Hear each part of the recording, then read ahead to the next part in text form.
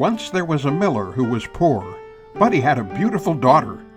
Now it happened that he had to go and speak to the king, and in order to make himself appear important, he said to him, "I have a daughter who can spin straw into gold." The king said to the miller, "That is an art which pleases me well. If your daughter is as clever as you say, bring her tomorrow to my palace, and I will put her to the test."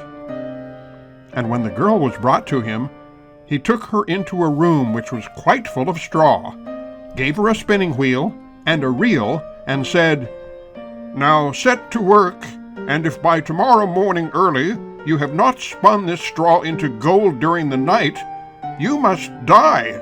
Thereupon he himself locked up the room and left her in it alone. So there sat the poor miller's daughter, and for the life of her she could not tell what to do. She had no idea how straw could be spun into gold, and she grew more and more frightened, until at last she began to weep. But all at once the door opened, and in came a little man and said, "Good evening, Mistress Miller. Why are you crying so?" "Alas," answered the girl, "I have to spin straw into gold, and I do not know how to do it." "What will you give me," said the mannikin, "if I do it for you?" "My necklace," said the girl. The little man took the necklace, seated himself in front of the wheel, and whir, whir, whir, 3 times round, and the reel was full. Then he put on another one, whir, whir, whir, 3 times round, and the second was full too.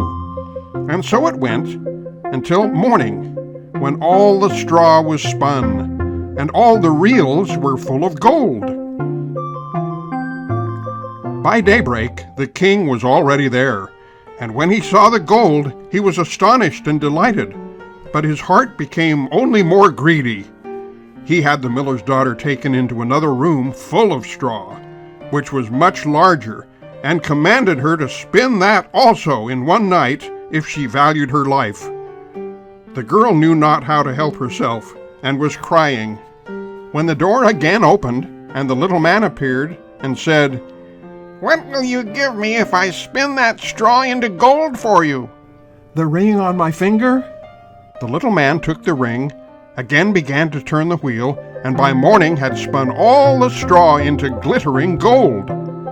The king rejoiced beyond measure at the sight, but still he had not enough of the gold, and he had the miller's daughter taken into a still larger room full of straw, and said, "You must spin this too in the course of this night, but if you succeed, you shall be my wife."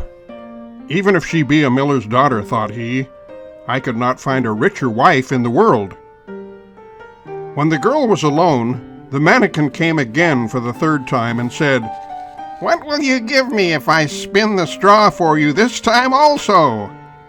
"I have nothing left that I could give," answered the girl. "Then promise me, if you should become queen, your first child." Who knows whether that will ever happen, thought the miller's daughter. And not knowing how else to help herself in this strait, she promised the mannikin what he wanted, and for that he once more spun the straw into gold. And when the king came in the morning and found all as he had wished, he took her in marriage, and the pretty miller's daughter became a queen. A year after, she had a beautiful child, and she never gave a thought to the mannikin. But suddenly he came into her room and said, "Now give me what you promised." The queen was horror-struck and offered the mannikin all the riches of the kingdom if he would leave her the child.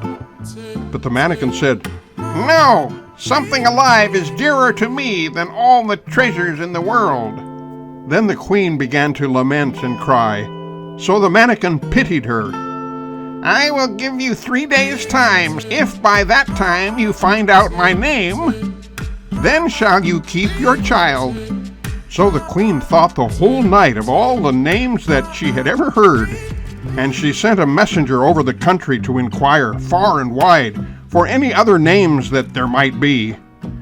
When the mannequin came the next day, she began with Casper, Melchior, Balthazar, and said all the names she knew, one after another.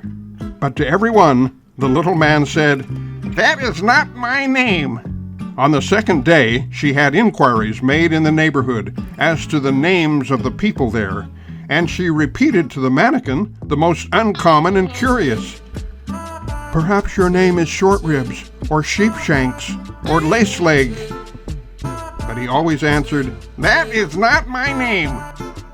On the third day, the messenger came back again and said, "I have not been able to find a single new name, but as I came to a high mountain at the end of the forest where the fox and the hare bid each other good night, there I saw a little house, and before the house a fire was burning, and round about the fire quite a ridiculous little man was jumping. He hopped upon one leg and shouted, 'Today I bake, tomorrow brew. The next I'll have the young queen's child.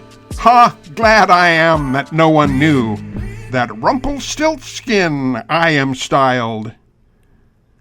You may think how glad the queen was when she heard the name, and when soon afterwards the little man came in and asked, "Now, Mistress Queen, what is my name?"